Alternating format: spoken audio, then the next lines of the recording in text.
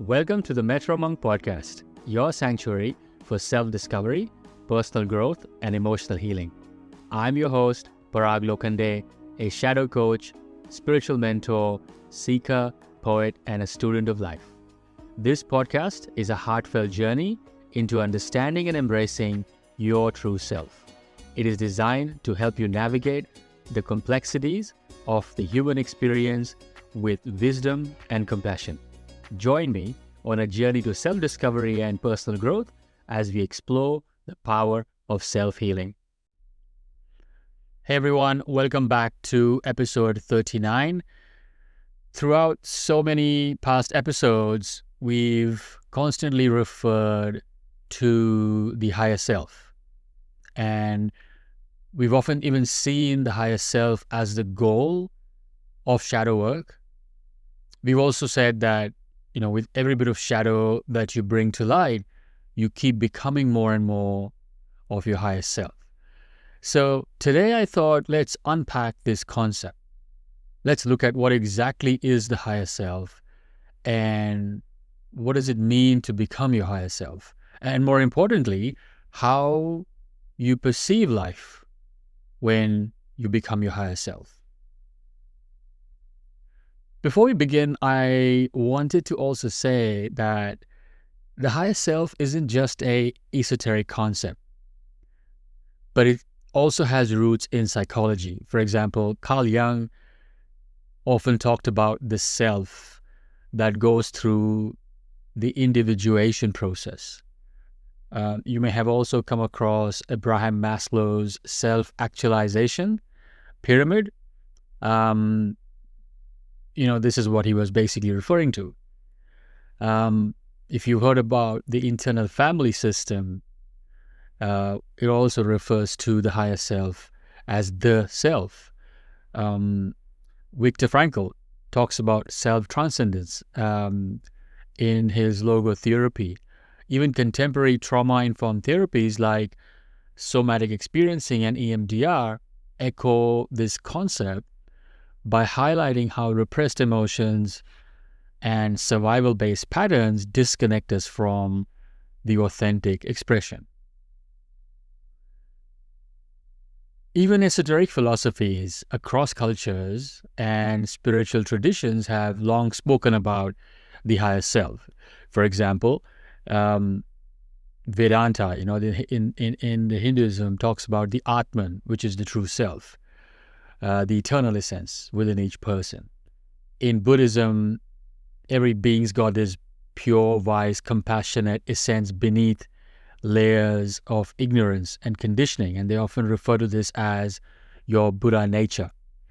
In ancient Egypt and Greece, the Hermetic text often spoke about the higher self as part of it being connected to the nous, or the divine mind, or the universal spirit. The Kabbalah, which is the Jewish mysticism, refers to the higher self as the neshama. Theosophy even talks about the higher ego, or the monad. Now,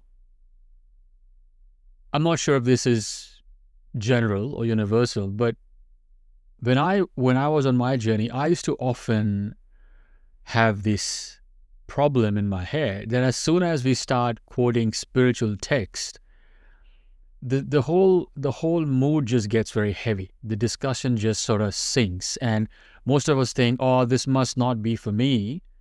I have to be gifted to have these spiritual experiences, or I have to meditate for 10 hours a day, or it's going to take me an entire life to have such experiences.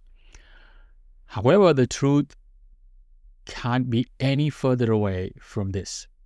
Your higher self is closer to you than you think. It is absolutely possible to claim it. In fact, it is your birthright to do so. In fact, whether you are actively seeking it or not, life is taking you there anyways. But what a waste if one misses the opportunity to meet one's true self. So what is then the higher self?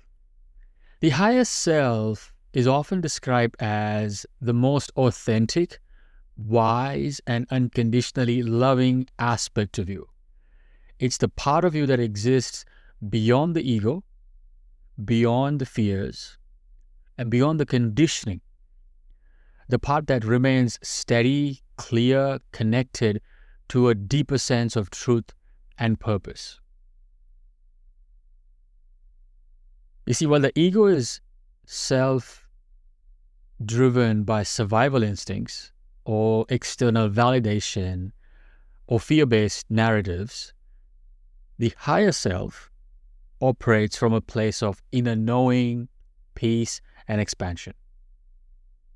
It's like the difference between turbulent ocean surface, which is similar to, everyday thoughts, fears, desires, anxieties, versus the calm, vast depth underneath, which is also your true essence. Our mind has 3 layers. And I think I've mentioned this before, or you may have heard about this before, but it is essentially made up of the conscious mind, the unconscious mind, and the superconscious mind. Again, to keep it simple and to avoid any heaviness to this, let's say the conscious mind is everything that goes on in your head. The subconscious mind is everything that the body knows. And we learn about it by speaking the body's language. And any guesses as to what that language could be? That's correct, emotions. So then, the superconsciousness in this case is your higher self. So let's sort of look at it a little closely. Yeah? The conscious mind, let's say its role is handling everyday thoughts and decisions or logical reasoning. So its nature is analytical or problem solving. An example of this would be like the mental chatter that's trying to figure life out or a problem out, for example. And in terms to its connection to the higher self, it's often limited because it's often too distracted by this external noise to hear that quieter guidance from the higher self. It's too far away from that. Now, below the unconscious mind is below the conscious mind is the unconscious mind. And its role is to store repressed memories, emotions, instincts, and automatic behaviors. So its nature then is often driven by survival instincts and conditioning. So for example, your childhood fears and trauma or habitual patterns like people pleasing, they all sit here. The unconscious contains the shadow aspect that, when integrated, can open the path to your higher self.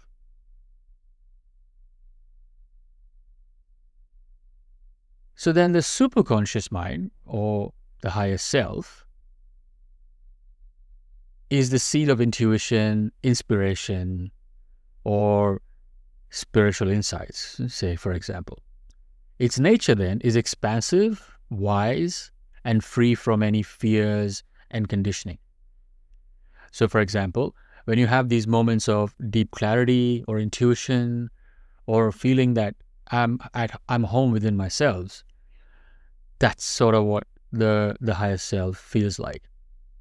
And the higher self is essentially a personal access point to the superconscious field. In other words, just to put it simply, the conscious mind tries to navigate life with limited information because it's often caught up in duality. The unconscious mind holds all your emotional baggage that keeps us disconnected from a higher self. And the superconscious, which is the higher self, exists beyond these layers, offering clarity and authenticity. So then, when you do this sort of work, that is, when you make everything unconscious conscious, and in later episodes we'll talk about how long can it take someone to do this, but as soon as you make the unconscious conscious, a direct link gets established to your higher self. It's like your mind can pick up the phone and dial your higher self for any advice. Your higher self is also the universal mind or the collective mind, which is why it is the seat of intuition, which is why it just knows. It doesn't have any logical explanation as to how it got that information. It just knows. It's also the seat of inspiration, guidance, and so much more. You can see that connecting to your emotions, allowing them, embracing them, it's not just about health and well-being. It's actually a portal that takes you to your higher self. It's a lot more than just simply managing mental health. You may have also heard that many esoteric traditions speak about, when they say you have all the answers within you, or you have all the wisdom within you. Well, this is what they are referring to. Most esoteric traditions also tell you to meditate, let's say, or calm your mind, so you can sharpen the tools of your perception and hear the voice of the higher self. And I'm sure you can do that. But this connection is severed once you come out of meditation. So unless you want to live in a cave or meditate for 10 hours a day, this will work. The only way to lock in this communication or this information highway in your waking state, that is, whether you meditate or not, doesn't matter, is through the mind-body connection, which is the same as parasympathetic nervous system. In other words, when you're able to stay in that parasympathetic state, rest, relaxation, no matter what life throws at you. In your waking state, your mind-body connection is locked in and your direct link to your higher self is working seamlessly. You then begin to pick up the phone and dial your higher self for everything. This is also what they call listening to your intuition. You know when you leave to go to the airport to beat traffic, or when you have questions like, should I accept the job, or should I go to that gathering? Is this particular food, place, or a person right for me? Anything. Even where to find a car park in a busy shopping center. And this is a personal experience too. I often visit the local shopping center, which is the largest in Melbourne, and hence very busy all the time. So naturally, very difficult to find parking.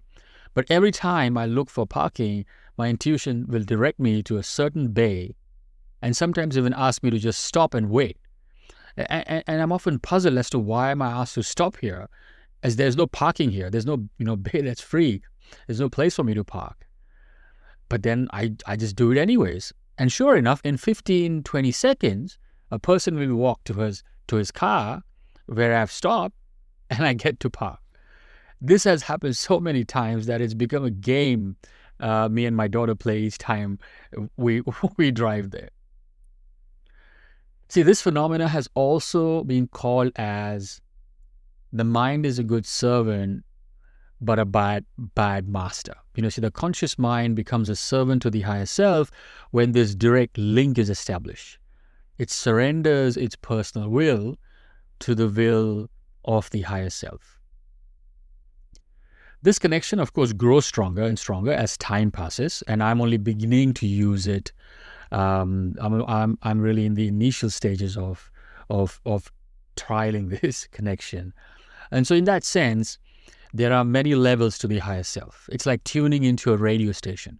At first, the signal is faint, with the static and interferences from other channels. You might catch a glimpse of the music, but it then fades in and out. And the more you practice adjusting that dial, listening, trusting, or following that intuitive nudge, sort of the clearer the signal becomes. And over time, that static disappears. And the guidance just comes through effortlessly, like a familiar tune you just instinctively know how to find. When someone's connected to the higher self, it's really amazing. Life tends to shift in subtle but profound ways. And it's not that the external challenges vanishes, like you can't control what life throws at you, but the inner experience of life becomes more fluid, intuitive, and more aligned. Um, I suppose let's look at some examples of how life might look when this connection strengthens, and perhaps that'll give you some idea as to what it is like to um, live in that state where you have that constant connection with your higher self. Well, the first thing you notice instantly is effortless decision making. You see, you're no longer stuck in that endless pros and cons list. Decision making feels clearer because you trust your intuition, which often leads to surprisingly perfect outcomes. For example, you feel an unexplainable nudge to take a different route home, and later you find you've just avoided a massive traffic jam. This is again a personal experience. I've had this happen to me so many times. The other thing that happens constantly is synchronicities and coincidences. You start noticing meaningful coincidences everywhere, almost like life's winking at you. And these synchronicities often affirm that you're on the right path. For example, you think of an old friend and they text you an hour later or right at that minute, just out of the blues. Again, a personal experience. It's happened to me so many times. I'm driving, no thoughts going on in my head. Suddenly, a thought drops of a friend, and sure enough, the friend's calling me in the next minute. So it's quite amazing. The third thing that's also very common to experience is calm amidst chaos. You see, while others get caught up in drama or stress, you sort of remain grounded, and you instinctively feel when it's time to act or when it's time to step back and let things unfold. Like a stressful work situation arises, but instead of reacting impulsively, you sort of pause, breathe, and respond with clarity, because nothing is just pulling you in. There's no impulse or any conditioning that's triggering your response. Another common experience is you become a magnet to relationships that align with you. You naturally attract people who resonate with your authenticity, while relationships built on fear, control, or insecurity, they just start to fade away. For example, you find yourself connecting with people who genuinely get you without a need to explain or perform. And this, again, is a personal experience. In fact, it's sort of a bittersweet experience as far as I'm concerned. I've had so many old friends I once knew at this time are either not reachable, or we struggle to meet up, or we keep missing each other, or mostly we just don't resonate anymore. And this was a big shock to my system, as no relationship, how deep the connection, or how old the friendship, if it does not match your frequency, it will just drop away. And universe will just organize itself magically. And even though you try and attempt to connect, make plans, or somehow want to keep in touch, it'll just become very difficult to keep in touch or be interested in such individuals. It's just amazing. The other thing is inner guidance becomes very practical. Your intuition extends into, these mundane aspects of your life, even simple tasks, guiding you by this internal knowing. And a good example of that, like my parking game with my daughter, you trust the nudge, you wait patiently, and the spot opens up effortlessly. So many times, I'll drive into my regular street where I often park to go for a walk, and as I'm pulling in, right at that moment, someone's pulling out. Sometimes the entire row of car park is full, and there is just one spot left for me.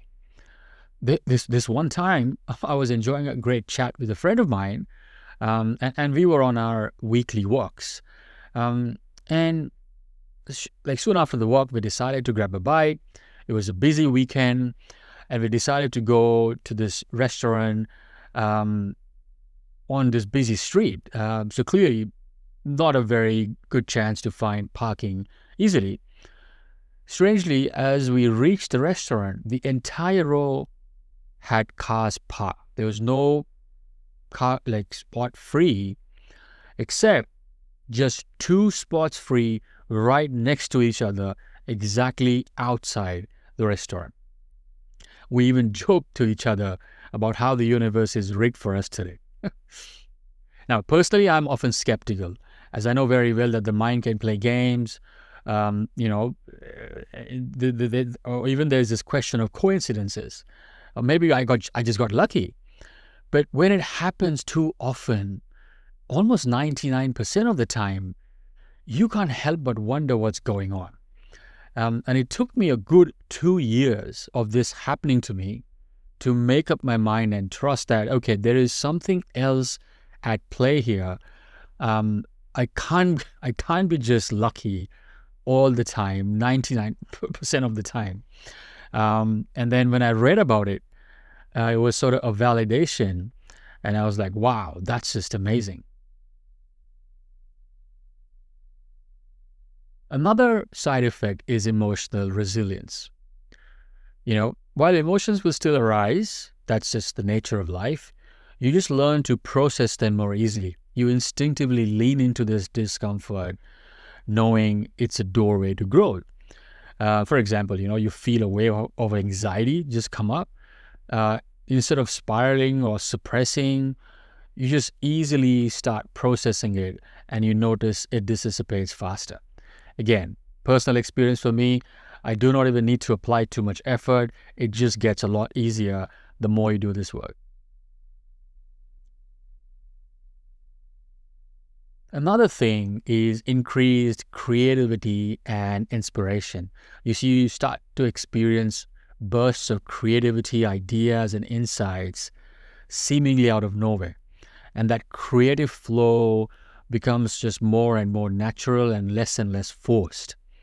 For example, when I'm planning my next podcast episode, I don't sit down and logically plan what's next. I just wait for the inspiration to strike.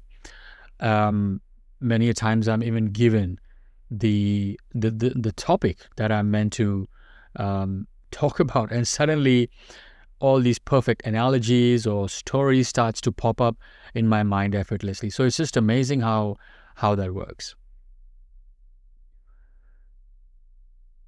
You also begin to experience freedom from overthinking. You see the mental noise, that constant analysis, it starts to quiet down massively. You just trust that the right answers will come when needed without forcing it. So instead of, obsessively planning every detail of that holiday, you just trust the process and things will unfold even better than expected.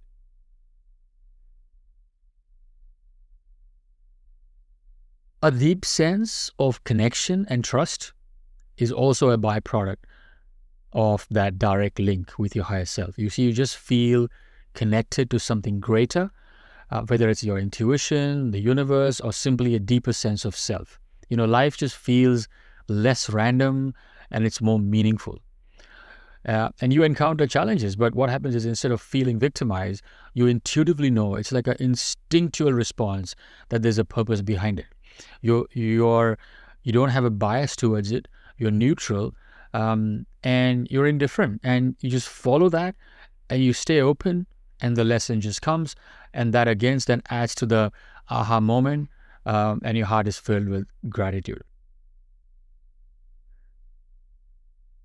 Another interesting thing that happens is you have this heightened sense of timing, and I only got used to this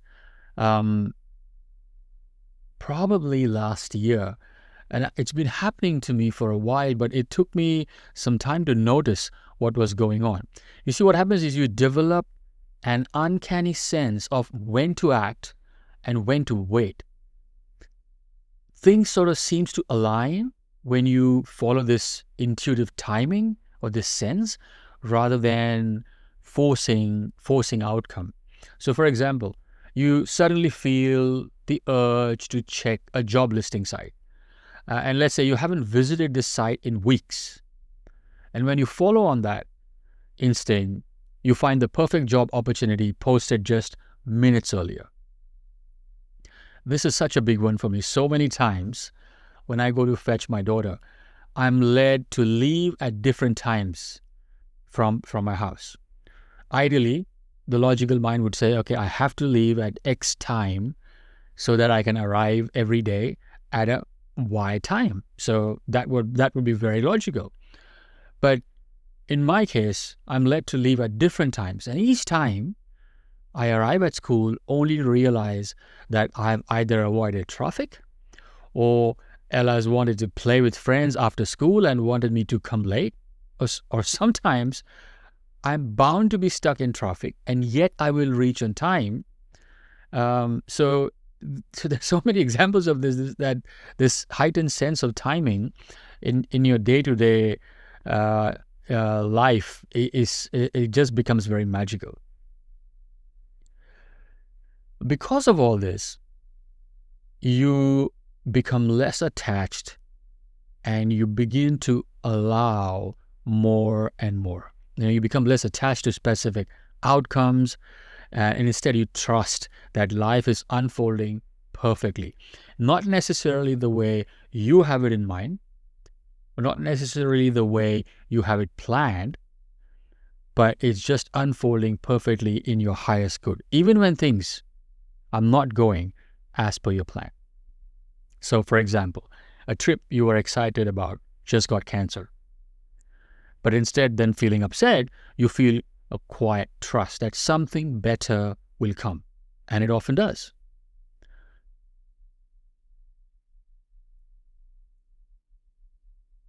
Another big part of this connection with your higher self is a mind-body harmony. You just become more attuned to your body signals, recognizing how emotions show up physically. The body becomes a compass for intuitive insights. For example, you feel like a subtle tension in your gut before agreeing to a project, and later you realize that saying no would have saved you a lot of stress. Not just these things, but even little things like you're about to eat something from a restaurant. And as soon as you look at the food, there will be subtle clenching or subtle signals that your body will give you that would mean that you're not supposed to be eating that food or that food is not good for you. It's just fascinating how this harmony becomes like your inner compass full of intuitive insights.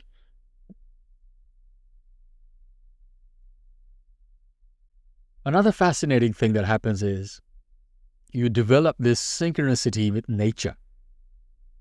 You somehow just start to feel more connected with natural rhythms, whether it's changing season or moon cycles, or even animal crossing your path in meaningful ways.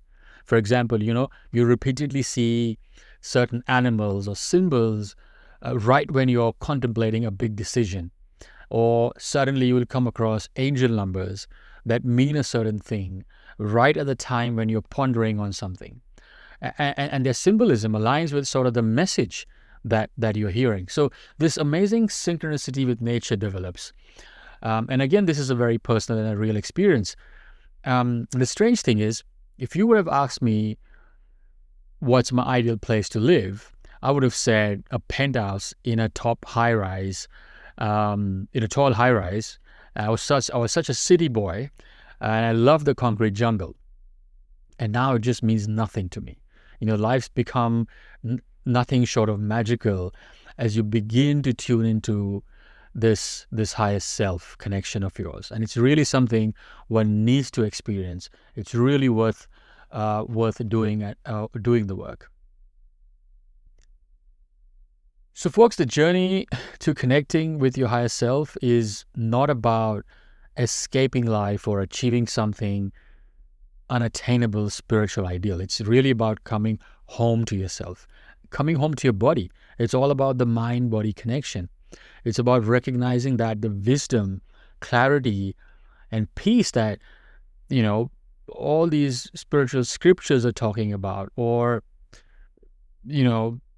the New Age spirituality is trying to sell, is really within you and waiting to be accessed.